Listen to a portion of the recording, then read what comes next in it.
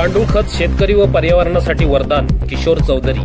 वाडा तालुक्यातील घोणसे गावातील किशोर चौधरी यांनी नोकरीतून निवृत्त झाल्यानंतर गांडूळ खत निर्मिती हा प्रकल्प आपल्या शेतावर सुरू केला आहे.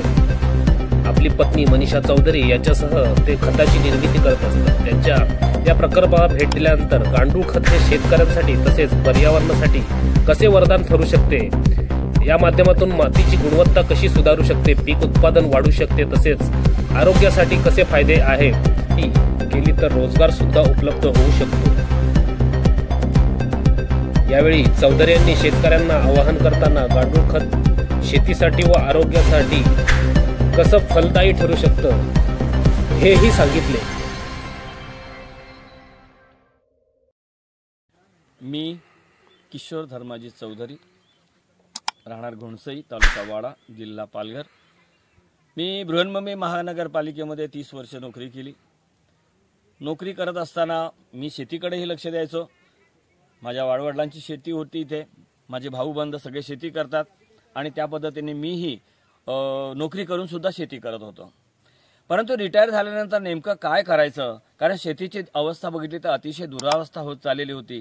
लोक रासायनिककडे जास्त वळत चाललेले होते आणि शेतीची दुरावस्था होऊन शेतातून निघणारं जे काय पीक आहे हे अतिशय विषारी पीक असं तयार होत होतं आणि त्या शेतकऱ्यांना मात्र ह्या गोष्टीची जाणीव नव्हती आणि कुठलाच कृषी अधिकारी पण ह्या गोष्टीची जाणीव करून द्यायला पण तयार नव्हते. माझ्यासारख्या माणसाने ठरवलं की जर आपण ह्या शेतीमध्ये काही बदल करू शकलो आणि ते कशा प्रकारे बदल करता येतील तर आपण ह्या प्रकारे सेंद्रिय शेतीकडे वळावं आणि सेंद्रिय गांडूळ खत तयार करावं. माझ्या मित्राकडनं ही माझी संकल्पना झाली. मी एका ठिकाणी त्याचं ट्रेनिंग सुद्धा घेतलं. आम्ही दोघा नवरा बायकोने जाऊन 2 दिवसाचं ट्रेनिंग तिथे घेऊन आलो, कशा पद्धतीने हे तयार केलं जातं. आणि नंतर आम्ही ठरवलं की नाही आपण ह्याच गांडूळ खताकडे वळून ह्या गांडूळ खताची संकल्पना आपण आपल्या बाजूच्या शेतकऱ्यांना किंवा आपल्या गावात सुद्धा द्यावी. त्या पद्धतीने मी संपूर्ण गावाला किंवा बाजूच असलेल्या आपल्या तानसा फार्म सारख्या ठिकाणी मी तिथे जाऊन शेतकऱ्यांना माहिती दिली सगळ्या गोष्टीची. इथे येणाऱ्या शेतकऱ्यांना मी सगळ्यांना सांगतो की तुम्ही कशा प्रकारे गांडूळ खत वापरलं पाहिजे, का वापरलं पाहिजे आणि याचे फायदे काय आहेत, रासायनिक खताचे तोटे काय आहेत. आणि जर पुढे तुम्हाला ही शेती टिकवायची असेल, आपली पुढची पिढी जर व्यवस्थित टिकवायची असेल, आपल्या मुलांना शेतीत चांगलं रुजवायचं असेल तर तुम्हाला गांडूळ खताचा वापर करावा लागेल आणि त्या पद्धतीने मी सगळ्यांना सांगत असतो. बघा, आपण शेतकऱ्याची मुलं आहोत. रिटायर झाल्यानंतर शेतीच करायची असं मनापासून निर्धार होता. आणि दुसरी गोष्ट, आजच्या मितीला शेतीपासून तरुण पिढी लांब चाललेली आहे आणि तरुण पिढी लांब चालली तर त्या पिढीला पुन्हा जर आपल्याला इकडे आणायचं असेल तर शेती आपणच स्वतः करणं गरजेचं आहे. आणि शेती करायची असेल तर रासायनिकतेनं न करता, कारण रासायनिक शेतीचे अतिशय दुष्परिणाम आहेत. आज पूर्ण एरिया किंवा पूर्ण आज घराघरांमध्ये कॅन्सर पोचलेला आहे आणि त्याला निव्वळ कारण आहे ते म्हणजे रासायनिक खत आहे. रासायनिक खत वापरणं तसं चुकीचं नाही, पण वारेमाप वापर करणं, आपल्याला काय ते त्याच्यातून जास्त पीक तयार व्हावं म्हणून कीटकनाशकांचा नको तो वापर करणं, हा जो प्रकार चालू आहे त्याच्याने हे सगळे प्रकार वाढलेले आहेत. आणि त्याला जर कुठेतरी बाजूला सारायचं असेल आपल्याला तर आपल्याला सेंद्रिय शेतीकडे वळलं पाहिजे. आणि सेंद्रिय शेती अतिशय चांगली शेती जर कुठली असेल तर ती गांडूळ खताकडून केलेली शेती, कारण त्या गांडूळ खतामधला कुठल्याही प्रकारचा दाणा सुद्धा तुमचा फुकट जात नाही.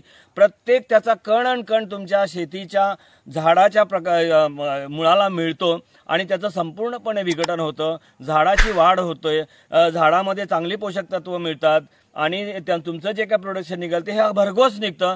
त्याची जी गुणवत्ता असते ती अतिशय चांगली असते, त्याचा स्वाद अतिशय चांगला असतो. त्याच्यामुळं मी ह्या गांडूळ खताकडे वळलो आणि ह्याचं पूर्ण ट्रेनिंग घेऊनच मी याच्यामध्ये उतरलो, याची संपूर्ण माहिती घेऊन मी याच्यामध्ये उतरलो. साधारणतः ह्याची गांडूळ खत बनवण्याची प्रक्रिया कशा प्रकारे असते, आमच्या प्रेक्षकांना कमी शब्दात सांगा. गांडूळ खत हे 3 महिन्यामध्ये तयार होतं. आपण शेण आणून शेणापासून आपण गांडूळ खत तयार करतो.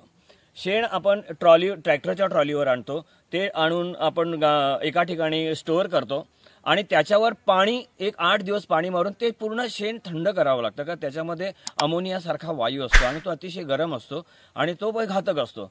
त्याच्यामुळे तो पूर्ण वायू बाहेर काढल्यानंतर मग ते आपण अशा प्रकारे जे काही ग्रीन ब्रेड आहेत आपल्याकडे त्या बेडमध्ये आपण ते टाकतो आणि त्यानंतर ते पूर्ण थंड झालंय ह्याची पूर्ण आपण खात्री करतो आणि त्याच्यानंतरच त्याच्यामध्ये गांडूळ सोडतो. साधारणतः गांडूळ सोडल्यानंतर एका बेडमध्ये आपण 10 किंवा 8-10 किलो अशी आपण गांडूळ सोडतो त्याच्यामध्ये आणि त्यानंतर आपल्याला 3 महिन्याने त्याची प्रक्रिया चालू झालेली दिसते आणि 3 महिन्याने आपण ते गांडूळ खत काढायला सुरुवात करतो. नमस्कार, मी सौ मनीषा किशोर चौधरी.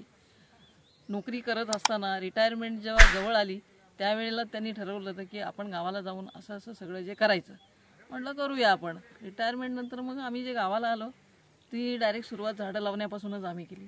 स्टार्टिंगला आम्ही थोडी गवार वगैरे लावली होती, पण ते काढण्यात आणि मोगरा लावला होता त्याच्यामध्ये आम्हाला काही एवढा इंटरेस्ट आला नाही, म्हणून मग आम्ही त्या गांडूळ खताकडे वळलो आणि आता अगदी आनंदाने आम्ही हे सगळं करत आहेत.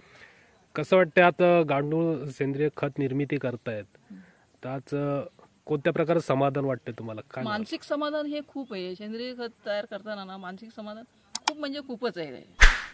जनतेची सेवा होते, आपली झाडं व्यवस्थित राहतात, लोकांच्या ओळखी खूप वाढतात, म्हणजे आहे तो आनंदच आहे एक प्रकारचा.